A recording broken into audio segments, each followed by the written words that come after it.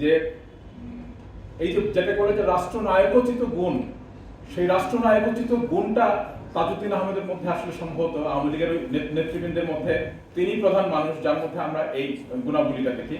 কিন্তু আমরা যেটা একদিক থেকে বুঝি যে মুক্তিযুদ্ধের পরে ঘটনাবলী দ্রুত বিকশিত হচ্ছিল, তাজউদ্দিন আহমেদ কোণঠাসা হয়ে পড়েন।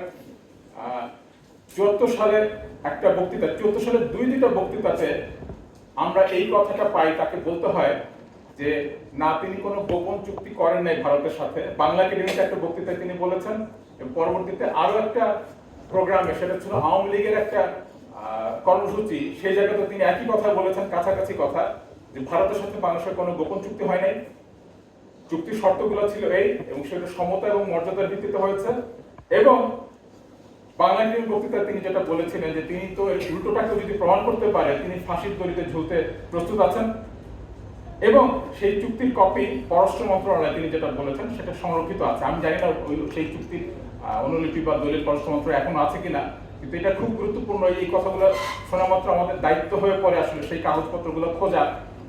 কিন্তু এই যে একই বছরের পরপর দুইবার এই কথাটা তিনি বলতে বাধ্য হন, কারণ আমি এটা অনেকের কাছে শুনেছি। গত পরশু আমাদের একজন লেখক রাখাল রাহার লেখা থেকে জানা গেল যে তখনকার একজন সচিব আসাফুদ্দৌলা তিনি এই গল্পটা বলেছেন যে শেখ মুজিবুর রহমান আসাফুদ্দৌলাকে বলেছেন যে তাজউদ্দিন তো ভারতের নুন খাইছে, আমি ভারতের নুন খাইনি। এবং মানে শেখ মুজিবুর রহমানের একটা মস্ত গুণ ছিল, আমি এটা বলবো যে আমি দেখি যে সকল পক্ষের বিরুদ্ধে কথা বলতে পারা। এইটা আমি তো তার মুখে শুনি নাই, কিন্তু অনেকগুলো মানুষের কাছে এই বিবরণটা পাই। যেমন তিনি খন্দকার মোশতাককে খুশি রাখতে পেরেছিলেন, তিনি মুজাহিদুল ইসলাম সেলিমকে একসাথে খুশি রাখতে পেরেছিলেন যে মোশতাক কত খারাপ সেটা মুজাহিদুল ইসলাম সেলিমকে বলে। ফলে সব পক্ষের ব্যাপারে সব বিরূপতা তৈরি করার একটা সামর্থ্য তার ছিল। এটা আমার একটা মানে ব্যক্তিগত মতামত। কিন্তু আওয়ামী লীগের মধ্যে থেকেও যে তাজউদ্দিনের বিষয়ে একটা বিরূপতা তৈরি করা হচ্ছে এবং দেশের একটা আন্তর্জাতিক নীতির বলি কিংবা দেশের ভিতরকার কাঠামোর বলি একটা পরিবর্তন ঘটছে অচিরেই বাকশাল হবে, সেই প্রবণতাগুলো আসলে এগুলোর মধ্যে দিয়ে বোঝা যায়। এবং তাজউদ্দিন আহমেদ ক্রমাগত বান্তস্থ হচ্ছেন, দুর্বল হচ্ছেন, একাকী হয়ে পড়ছেন এবং একসময় তিনি চিত্র থেকে বাদ যাচ্ছেন আমিরুল ইসলামও। এবং আমিরুল ইসলাম তার ব্যক্তিগত স্মৃতিচারণা যেটা বলছেন যে আমিরুল ইসলাম এবং তাজউদ্দিন তাদের ব্যাপারে শেখ মুজিবুর রহমানের একটা ভীতি এবং উদ্বেগ ছিল যে তারা সংসদীয় কায়দায় অভ্যুত্থান করে ক্ষমতা দখল করতে চান। কারণ মুক্তিযুদ্ধ পরিচালনার মধ্যে দিয়ে তাজউদ্দিন আহমেদ আমিরুল ইসলামদের অংশের একটা আলাদা অধিকার তৈরি হয়েছে বলে শেখ মুজিবুর রহমান ভাবতেন। আমি এটা বলে শেষ করব যে বাংলাদেশের সংবিধান কেন এইরকম একটা একক ব্যক্তিকেন্দ্রিক সংবিধান, 70 অনুচ্ছেদের মতো একটা ভয়ঙ্কর অগণতান্ত্রিক জিনিস আমাদের সংবিধানে আছে, সেটার বিষয়ে আমিরুল ইসলাম একটা অদ্ভুত গল্প আমাদেরকে বলেছেন।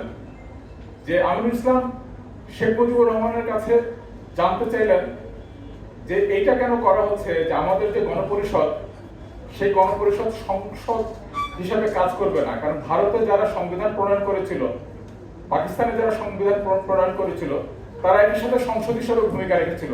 কারণ সংসদ যদি কোনো না থাকে তাহলে দেশটা একনায়কতান্ত্রিক হয়ে যায়।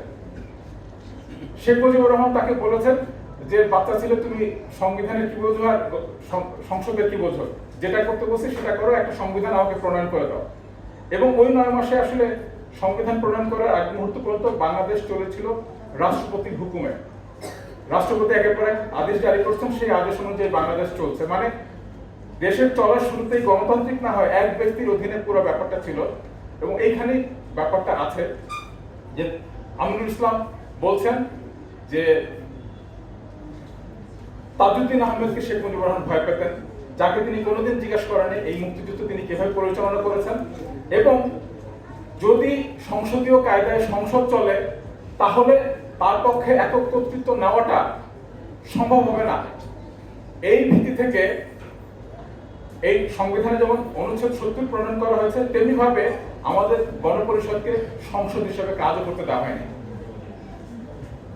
এর মানে হচ্ছে এটাই যে যে মুক্তিযুদ্ধে যে দুইটা অংশ ছিল, একটা তাজউদ্দিন আহমেদের নেতৃত্বে অংশ, আর একটা তাজউদ্দিন আহমেদ নিজে যাকে নেতা মনে করতেন, যার নেতৃত্বে তিনি কেঁদেছিলেন, যিনি পাকিস্তানে বন্দী আছেন বলে তিনি কেঁদেছিলেন, তিনি কখনো তাজউদ্দিন আহমেদকে মন থেকে বিশ্বাস করেননি, জায়গা দেননি, এবং দুজনের রাষ্ট্র চিন্তা ভাবনার মধ্যে একটা গভীর পার্থক্য ছিল। এই পার্থক্যের জায়গাটাই বাংলাদেশের রাজনীতিকে এবং ভবিষ্যৎকে অনেকভাবে পরিচালিত করেছে। এবং আমি বলতে চাই যে আমাদের বহু দুর্ভোগের কারণ এবং রাষ্ট্র পরিগঠন হওয়া, জাতি হিসাবে আমাদের একটা সুসম্পন্ন জাতিতে পরিণত না হওয়া, এইটা মুক্তিযুদ্ধ উত্তর যে রাজনীতিবিদ যারা রাষ্ট্র ক্ষমতায় ছিলেন তাদের ব্যর্থতা, গাফিলতি এবং স্বার্থপরতার কারণে ঘটেছিল, যেখানে তাজউদ্দিন আহমেদ অনেক বড় একজন নক্ষত্র হিসাবে বিরাজ করেন, এবং তার মধ্যে এই ত্রুটিগুলো আমরা কখনো দেখে নেই।